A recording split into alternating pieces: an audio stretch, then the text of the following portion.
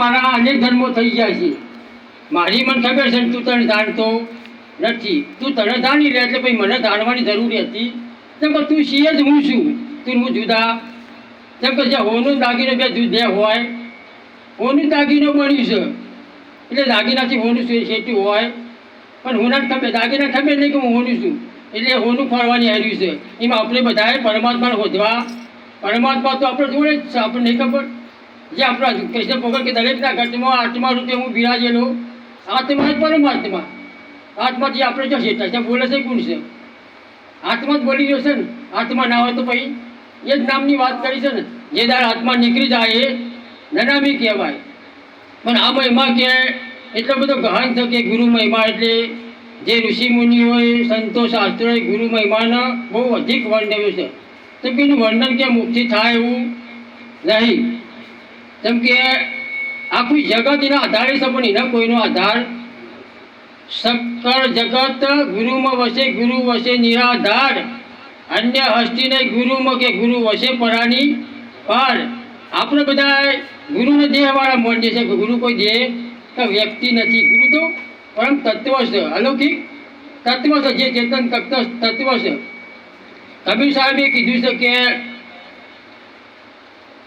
तीरथ सब में पानी है नहाया नहीं तो नहीं देखो, प्रतिमा सकल धड़ से बोले तो बोला देखो, पुराण की बात छोड़ो के घटका पर्दा खोल देखो, कहे कबीर के चेतन विना सर्व बोल देखो.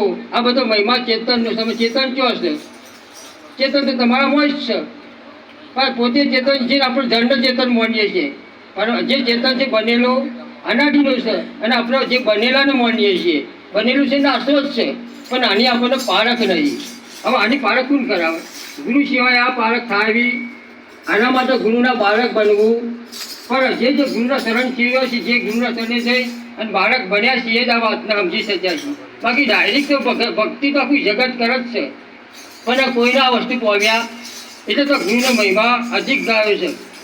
ગુરુ કહો કે તમે ધર્મ કહો કે પરમાત્મા કહો, આ એક જ વસ્તુ છે, ચેતન વસ્તુ. કઈ નામ કયો? ગંગા સતીએ વતન કીધું છે.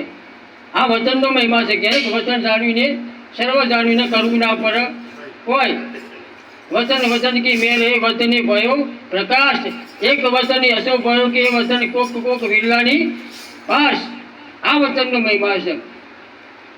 સંતો એવું નામનો મહિમા વાળું છે ને, જેને નામ નહીં સાખીમાં કહેતા કે નામ લિયા એને સબ લિયા સકલ શાસ્ત્ર કા ભેદ, વિના નામે નર કે ગયે કે પડ ચારે વેદ. આ નામનો મહિમા છે. પણ આ નામ કે ગાવામાં આવતું નહીં. આપણે બધા ગઈએ એને નામ માનીએ છીએ. આ નામથી ગાવામાં વાણીમાં નહીં આવતું, વાણીથી પડ છે. પણ આ સંત કૃપા સિવાય વસ્તુ બનાવી નથી. સંતની કૃપાના પાત્ર બનવું પડે.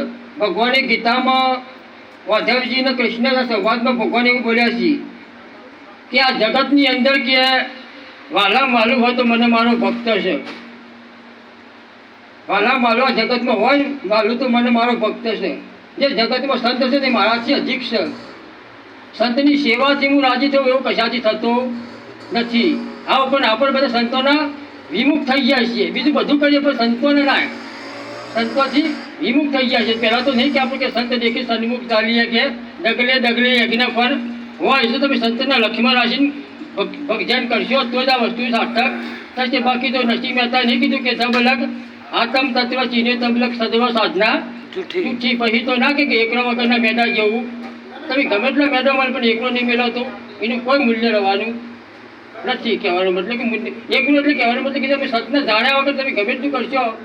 પહેલાં નક્કી કરો કે સત છે કઈ જગ્યાએ, પહેલાં નક્કી તો કરવું પડશે. પછી એને પામવા માટે ફરજો બજાવવાની છે. આ ફરજો તમને ચોથી લાવશે કહો? સંત સિવાય તમને કોણ આપશે? આ કોઈ દુકાનો પલતી પણ આ સંતની સેવાથી મળી છે, સંતા શરણમાં જવાથી.